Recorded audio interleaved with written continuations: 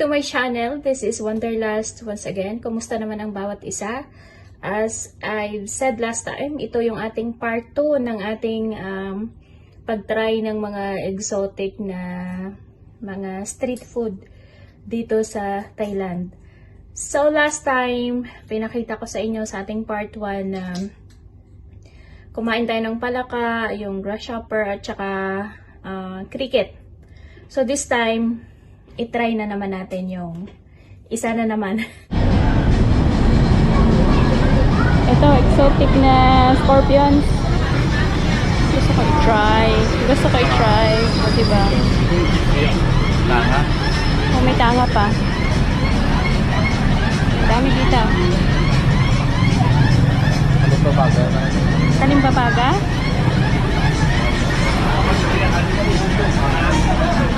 ₱100 just for i-try. Nagabi na try natin yung tatlo.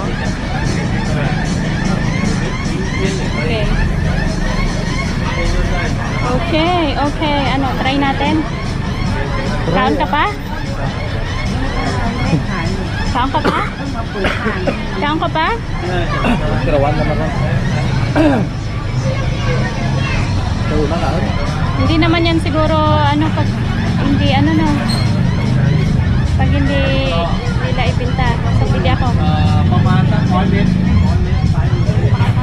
Ano eh? Ano yung pamamalit na? They're all the same size? Why some are smaller?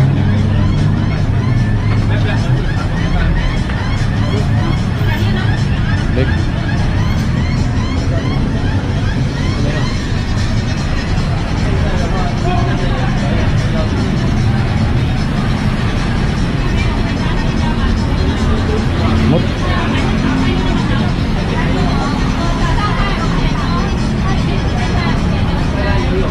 May mga question.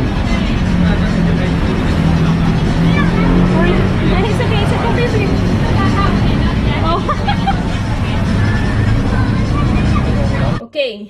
So, ito na siya. Ito yung ating itry ngayong araw na ito. Ito yung scorpions. O, diba? Try natin kung anong lasa nito. Talagang gusto ko siyang itry.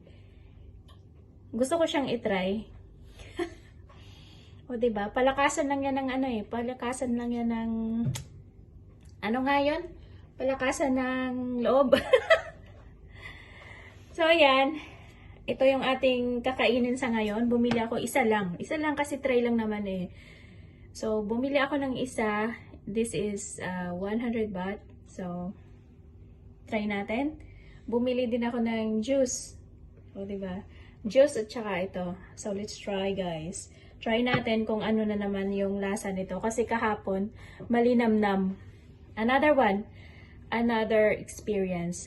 Another panibagong experience. Panibagong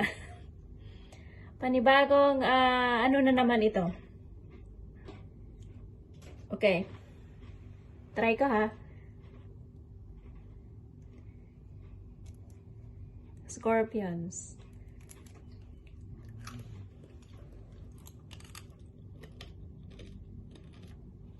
Ay, masarap.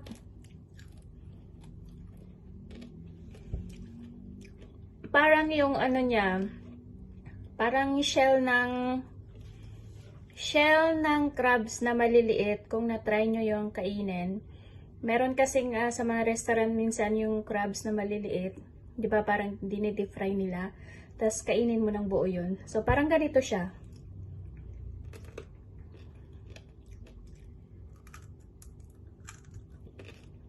Masarap siya kasi ano,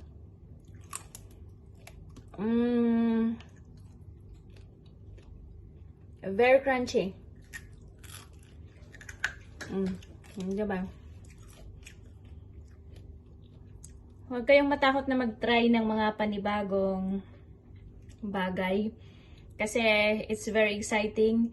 It's very challenging. For me, it's very challenging.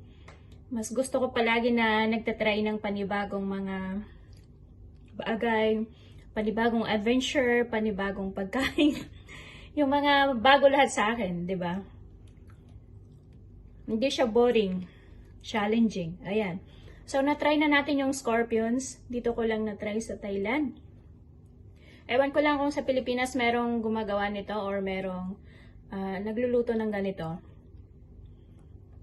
So, at first, parang ayaw mo siyang kainin, pero pag itry mo siya, masarap na masarap. So, tuloy natin. Kainin ko lang yung mga ito niya, tapos yung katawan, ibigay ko sa akin kasama. Wala. Hindi, totoo masarap siya.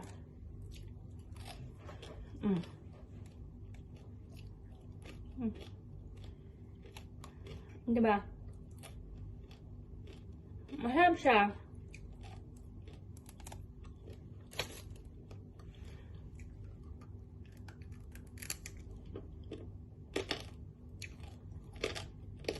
Parang crabs na talaga siya.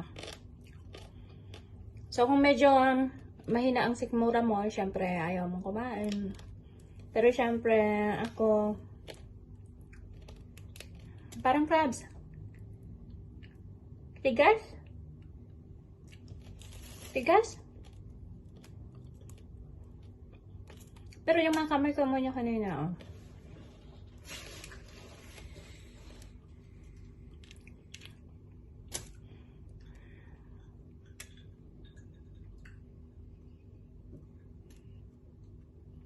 Siguro mga culture dito, hindi naman siguro to.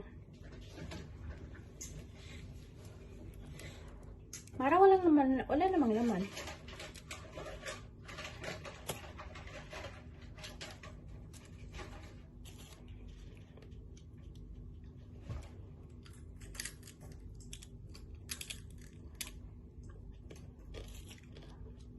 Matigas kasi yung shell niya. Parang crabs.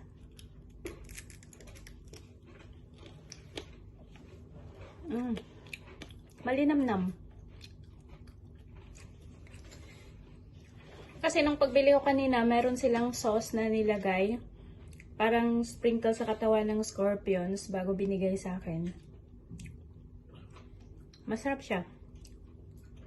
Yun nga lang matigas yung shell niya. Parang crabs talaga.